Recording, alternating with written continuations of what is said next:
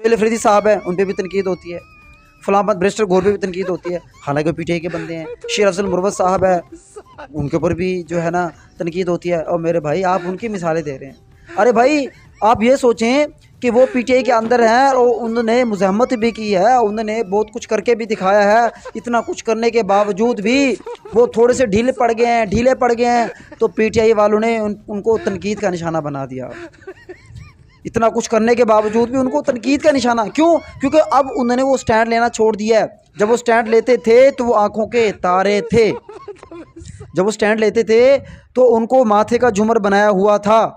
आज उन्होंने स्टैंड लेना छोड़ दिया, आज वो तानो तशनी का, तनकीद का निशाना बन रहे हैं।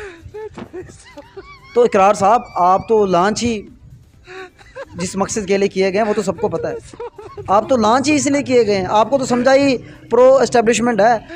तो मेरे भाई आपका कोई जवाब कोई मज़ेदार नहीं लगा, तो आपने बड़ी धड़ल्ले से ऐसे एग्जांपल दी, देखो जी फलां पे भी तनकीद होती है, हालांकि पीटीआई का फलां पे नहीं। भाई नहीं, यही फ़र्क है कि वो ढीले पड़ गए, उन्होंने स्टैंड लेना छोड़ दिया है। अब या कोई हुसैनी होगा या फिर कोई यजीदी होगा, बीच वाला कोई भी नहीं होगा।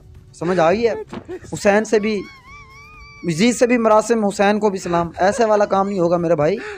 इसलिए उनके ऊपर तनकीद होती है क्योंकि वो कमज़ोर पड़ गए हैं। तो आप किस बात के मौली हैं इकरार साहब? तो आप तभी आप अपने आप को एंटी एस्टेब्लिशमेंट साबित कर पाएंगे जब आप एक लाइन के एक तरफ खड़े हो जाएंगे, आर या पार। ये नहीं है कि आप खान साहब की एक छोटी सी तारीफ़ कर दें और फिर सारा दिन और अगले पूरे एक महीना 29 दिन जो है आप खान साहब को तनकीद करते रहें, उन पर कीचड़ उछालते रहे। ये दिस इज़ नॉट फेयर।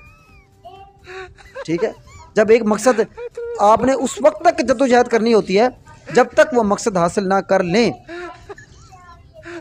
आप एक बार एक थोड़ी सी खान की तारीफ़ करके ये समझते हैं कि देखो जी मैं खान साहब की तारीफ़ भी करता हूँ अच्छे कामों की और बुरे पे कामों पे तनकीद भी करता हूँ, तो ये कोई जस्टिफाई नहीं है।